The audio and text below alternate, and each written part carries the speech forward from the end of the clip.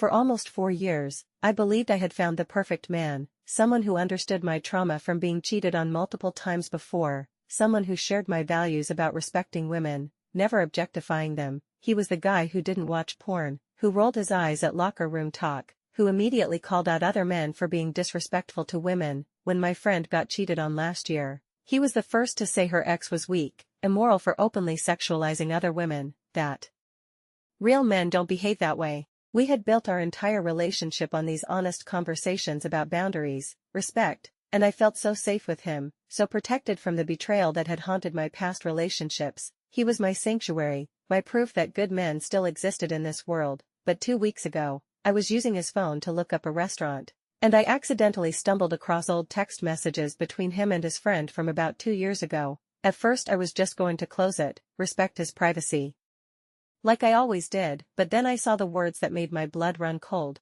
He was describing his high school students, calling them 10/10s, going into graphic detail about their bodies, talking about how they were doing camel pose in yoga class, how he could barely look because they were so hot. These were teenage girls, his students, and he was talking about them like they were objects for his entertainment. Message after message of him describing their bodies, their movements, their appearances, using language that was so vulgar, so disrespectful, it didn't even sound like the man I knew. The timestamp showed this went on for months. Conversation after conversation where he would update his friend about which students were the hottest that day. When I confronted him that night, my hands were shaking so badly I could barely hold the phone. My heart was pounding so hard I thought it might burst out of my chest. He immediately went into damage control mode, saying he had grown so much since then, that it was just specific to that friend group, that he was immature. Didn't mean any of it. He swore it wasn't consistent behavior, that he's completely different now,